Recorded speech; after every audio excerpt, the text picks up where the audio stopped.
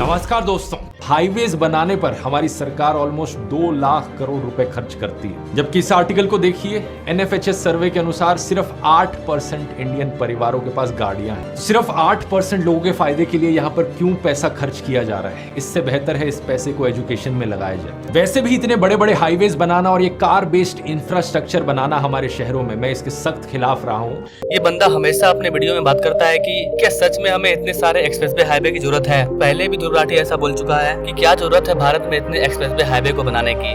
ध्रुव राठी के इस टॉपिक को लेकर के यूट्यूब पर कई सारे वीडियो अवेलेबल है, लेकिन मैं आपको जेन्युइन आंसर दूंगा कि भारत में एक्सप्रेसवे हाईवे की क्या जरूरत है। भारत में जो इतने सारे एक्सप्रेसवे हाईवे बन रहे हैं उनसे क्या फायदा हो रहा है। इस वीडियो में मैं आपको बताऊंगा कि आज भारत अगर डेवलप कंट्री होता, अमेरिका ऐसा, तो ध्रुव राठी भारत को छोड़ करके जर्मनी नहीं जाता। बहुत ही सिंपल सा चीज है, अगर भारत अमेरिका जितना डेवलप होता तो ध्रुव राठी भारत को छोड़ करके जर्मनी क्यों जाता। ध्रुव राठी जर्मनी क्यों गया? क्योंकि जर्मनी में फैसिलिटी अच्छी है, वहाँ की सड़कें अच्छी है, वो एक डेवलप कंट्री है, वहाँ पर गरीब लोग कम है। तो भारत को अगर डेवलप कंट्री बनाना है तो हमें भारत के इंफ्रास्ट्रक्चर पर काफी ज्यादा ध्यान देना होगा, क्योंकि हमारी जनसंख्या काफी ज्यादा है। हम चाहे कितना भी ट्रेन को ला दे, वंदे भारत को ला दे, एरोप्लेन को चला दे, सड़क को बना दे, फिर भी कम पड़ेगा, क्योंकि हमारा जनसंख्या काफी ज्यादा है। तो इस वीडियो के माध्यम से समझते हैं कि ध्रुव राठी ने ये जो बात बोला कि भारत को एक्सप्रेसवे हाईवे की जरूरत नहीं है, वो क्यों गलत है। नमस्कार दोस्तों, मैं विकास और आप देख रहे हैं ऑल इंडिया अफेयर्स।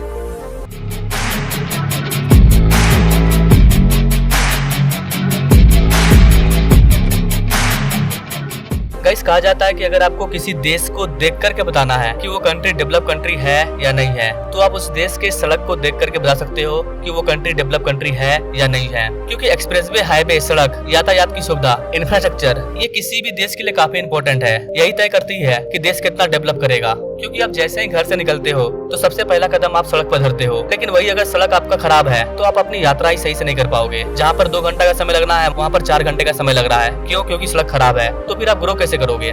क्या कभी आपने गौर किया है कि भारत के जो पहले से डेवलप राज्य हैं, वही और ज्यादा डेवलप क्यों हो रहे हैं? जैसे कि मुंबई को ले लीजिए, कोलकाता को ले लीजिए, दिल्ली को ले लीजिए, नोएडा को ले लीजिए, तमिलनाडु को ले लीजिए, यही कंट्री ज्यादा ग्रो क्यों कर रहा है? तो कैसे इसका मेन रीजन है वहाँ की कनेक्टिविटी, वहाँ का इंफ्रास्ट्रक्चर। अगर भारत में किसी विदेशी आदमी को फैक्ट्री खोलना है या किसी आदमी को कंपनी खोलना है, तो वो अपना कंपनी उसी जगह पर खोलेगा जहाँ पर उसको फैसिलिटी अच्छी मिले, जहाँ पर उसको फैसिलिटी कनेक्टिविटी अच्छी मिले। अब मान लीजिए झारखंड में किसी आदमी ने सेमीकंडक्टर का फैक्ट्री खोल लिया, लेकिन सड़क अच्छा है ही नहीं। अब सेमीकंडक्टर को पहुंचाना है अलग राज्यों में, अगर आपका रोड ही अच्छा नहीं है तो कंपनी में जो प्रोडक्ट बना वो अलग राज्यों में, अलग मार्केट में जा ही नहीं पाएगा। तो ऐसी केस में झारखंड में कौन सी कंपनी आना चाहेगी? जो भी बड़ी कंपनी है वो दिल्ली, मुंबई, महाराष्ट्र, कोलकाता, इन राज्यों में जाना चाहेगी। तो सबसे पहला रीजन तो ये है कि अगर भारत के हमें अलग अलग राज्यों के हर एक राज्यों को ग्रो करवाना है तो उन राज्यों में कनेक्टिविटी सही करनी होगी, वहाँ पर हमें इंफ्रास्ट्रक्चर को बिल्डअप करना होगा। चाहे वो बिहार हो, झारखंड हो, असम हो, नॉर्थ ईस्ट हो, जम्मू कश्मीर हो, कोई भी रीजन हो, उसको अगर हमें डेवलप करना है तमिलनाडु के जैसा, मुंबई के जैसा, तो हमें वहाँ के इंफ्रास्ट्रक्चर पर सबसे पहले ध्यान देना होगा। अगला है हमारा लॉजिस्टिक कॉस्ट। किसी भी देश के डेवलपमेंट में लॉजिस्टिक कॉस्ट एक इम्पोर्टेंट रोल प्ले करता है। आपको बता देगा कि भारत में अभी लॉजिस्टिक कॉस्ट 14 से 17% के बीच में है। मतलब कि अगर आप 100 रुपये की किसी चीज को खरीदते हो तो 100 रुपये की चीज में उसका जो लॉजिस्टिक कॉस्ट होता है वो 14 से 17 रुपया है। यानी कि कंपनी में कोई प्रोडक्ट अगर बना है और कंपनी से वो चल करके आपके पास आया, तो आपके पास आने में उसका जो खर्च है वो 14 से 15 रुपया उसका खर्च आ गया एक चीज का। इतना ज्यादा हमारे देश में लॉजिस्टिक कॉस्ट है। वही अगर हम डेवलप कंट्री की बात करें, चाइना, अमेरिका जैसे देशों की, तो उनका जो लॉजिस्टिक कॉस्ट है वो 9% है। डेवलप कंट्री में अगर किसी देश के पास 100 रुपये का चीज पहुंच रहा है तो उसका जो लाने ले आने का जो खर्च है वो मात्र 9 रुपया आएगा।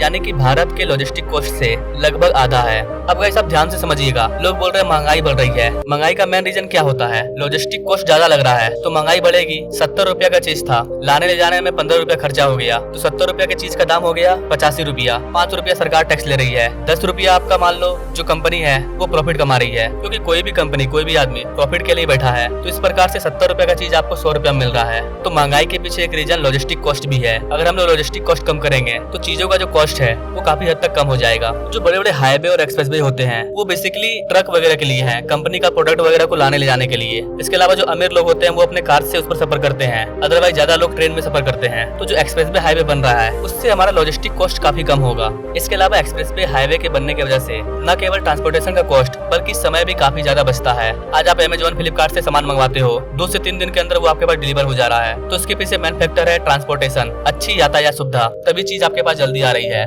अदरवाइज आप आज से 30-40 साल पीछे जाओ, अगर आप असम में किसी सामान को मुंबई से मंगवाते हो तो आने में 15 दिन, 20 दिन, महीनों का समय लग जाता था, लेकिन आज 4 दिन के अंदर डिलीवर हो जा रहा है। ये कमाल है एक्सप्रेसवे हाईवे का, ट्रांसपोर्टेशन का, रेलवेज का। इसके अलावा अच्छे एक्सप्रेसवे हाईवे रोडवेज की वजह से जो पोल्यूशन है वो भी कम होता है, जो एक्सीडेंट है वो भी कम होता है, जो सड़कों पर इतना ज्यादा भीड़ है वो भी कम होता है। For example Mumbai Pune expressway, ये एक ऐसा एक्सप्रेसवे है, जब मुंबई से पुणे के बीच में एक्सप्रेसवे नहीं था तो मुंबई से पुणे के बीच में 12 से 15 फ्लाइट डेली उड़ती थी, लेकिन जैसे ही मुंबई पुणे एक्सप्रेसवे बना तब से फ्लाइट की संख्या 2-4 भी नहीं है, ना के बराबर खत्म हो गई है, क्योंकि फ्लाइट से पुणे से मुंबई जाने में 3 घंटे का समय लग जाता है और 3 घंटे में आपको एक्सप्रेसवे भी पहुंचा दे रहा है। आप अपनी गाड़ी निकालो और 3 घंटा में पुणे से मुंबई पहुंच जाओ। जब सेम समय लगेगा तो फिर लोग फ्लाइट में सफर क्यों करेंगे, पैसा भी देना पड़ता है फ्लाइट में। इसके अलावा एक्सप्रेसवे बनने की वजह से मुंबई पुणे दोनों मर्ज होने जा रहे हैं। इन दोनों के बीच में इतने सारे इंडस्ट्री वगैरह एस्टेब्लिश हो गए हैं कि पता ही नहीं चलेगा आपको कि मुंबई कहाँ है, पुणे कहाँ है, कहीं खाली गैप नहीं है। तो जिस भी राज्य में एक्सप्रेसवे हाईवे बन रहा है आने वाले टाइम में उनको बहुत ज्यादा फायदा होगा। फॉर एग्जाम्पल यूपी को ले लीजिए, यूपी में जो यमुना एक्सप्रेसवे बना है, आज यमुना एक्सप्रेसवे के किनारे कई सारे इंडस्ट्रियल फैक्ट्री वगैरह बैठ चुके हैं। ये अब एक इकोनॉमिक कॉरिडोर बन चुका है। ऑटोमोबाइल की कंपनी हो, मोबाइल की कंपनी हो, स्मार्टफोन फैक्ट्री हो, एयर कंडीशनर फैक्ट्री हो, इलेक्ट्रॉनिक्स हो या फिर हैवी गुड हो, हर तरह की फैक्ट्रियां इस वाले एक्सप्रेसवे के किनारे स्टैब्लिश हो चुकी है और हो रही है, क्योंकि जो भी नई नई इंडस्ट्री आ रही है इस वाले एक्सप्रेसवे के माध्यम से डायरेक्ट बड़े शहरों से जाकर के जुड़ जा रही है। आज के टाइम में लोगों को सबसे ज्यादा रोजगार मैन्युफैक्चरिंग इंडस्ट्री में मिल रहा है, चाहे वो कोई भी कंपनी हो, वो अगर किसी चीज का मैन्युफैक्चर कर रही है तो उसको जॉब देने होंगे लोगों को, तभी उसका कंपनी चलेगा। चाहे फोन बनाने वाली कंपनी हो, सीमेंट कंपनी हो, स्टील बनाने वाली कंपनी हो, बैटरी बनाने वाली कंपनी हो, टायर बनाने वाली कंपनी हो, कोई भी पार्ट उठा लीजिए, आज भारत के मैन्युफैक्चरिंग कंपनी में लाखों लोगों को रोजगार मिला हुआ है। जो बड़ी बड़ी कंपनियां वो चाहती है कि वो लोगों को जॉब दे, लेकिन उनको कम पैसा पे करना पड़े। इसके लिए वो गाँव में अलग अलग राज्यों में जाकर के अपना कंपनी स्टैब्लिश तो कर लेती है, लेकिन अगर वहाँ पर एक्सप्रेसवे हाईवे नहीं होगा तो वो जो भी चीज का प्रोडक्शन कर रहे हैं उसको बड़े बड़े मार्केट में, बड़े बड़े शहरों में, विदेशों में नहीं भेजा जा पाएगा अगर एक्सप्रेसवे हाईवे रोडवेज अवेलेबल नहीं है। तो भारत को अगर ग्रो करवाना है, भारत के इकोनॉमी को चेंज करना है, भारत से गरीबी मिटाना है, तो एक्सप्रेसवे हाईवे का इंपॉर्टेंट रोल प्ले हो रहा है। मुंबई से नागपुर के बीच में जो समृद्धि महामार्ग है वो भी अब खुल चुका है और इसके खुलने से वहाँ के लोगों को काफी ज्यादा फायदा हुआ है। आने वाले टाइम में मुंबई से नागपुर ये टाउनशिप के रूप में उभरने जा रहा है। यहाँ पर कई सारे और भी इंडस्ट्री वगैरह स्टेब्लिश होंगे, जिससे आसपास के लोगों को भी रोजगार मिलेगा। अच्छे एक्सप्रेसवे की वजह से एक्सीडेंट भी कम हुआ है। अगर किसी इमरजेंसी केस में एम्बुलेंस को पास करना है तो उसमें जो लोगों की जाने जाती है अब वो भी बच जा रही है, क्योंकि कनेक्टिविटी अच्छी है। ऐसी केस में भारत के ग्रोथ पर सवाल उठाना कि क्या सच में भारत को एक्सप्रेसवे की जरूरत है, हाईवे की जरूरत है, रेलवे की जरूरत है, बुलेट ट्रेन की जरूरत है? अरे भाई, अगर जरूरत नहीं है तो फिर आप देश छोड़ करके क्यों जा रहे हो? गरीब देश में ही रहो ना। आपको जान करके हैरानी होगी गाइस कि हर साल हजारों की संख्या में अमीर लोग भारत को छोड़ करके जा रहे हैं। क्यों? क्योंकि यहाँ पर अच्छी फैसिलिटी नहीं है। उनके पास पैसा तो बहुत सारा है, लेकिन उनको फैसिलिटी अच्छी नहीं मिल रही है। सड़क के जाम में खड़े हैं, पॉल्यूशन मिल रहा है, उनको गंदगी मिल रही है, जनसंख्या काफी ज्यादा हो रहा है। इन चीजों की वजह से जो भी बड़े बड़े लोग हैं, पैसा तो उन्होंने भारत में कमा लिया, लेकिन सारा पैसा लेकर के विदेश चले जाते हैं। अब धूल घाटी कोई ले लीजिए, पैसा तो वो भारत से कमा रहा है, लेकिन उड़ा कहाँ रहा है? जर्मनी में। तो फायदा किसको हो रहा है? जर्मनी को हो रहा है, भारत को नहीं। अगर हम लोग अपने प्यारे भारत अमेरिका के जैसा, चाइना के जैसा, जर्मनी के जैसा, जापान के जैसा डेवलप कर दें तो कोई भी भारत का आदमी विदेश क्यों जाना चाहेगा? विदेश आप इसलिए जा रहे हो ना क्योंकि वो भारत से अच्छा है। तो भारत सरकार भारत के इंफ्रास्ट्रक्चर पर काफी ज्यादा जोर दे रही है। अब चूंकि हमारी जनसंख्या दुनिया में सबसे ज्यादा है, इसलिए हमारे देश में बेरोजगारी है, इसलिए हमारे देश में गरीबी है।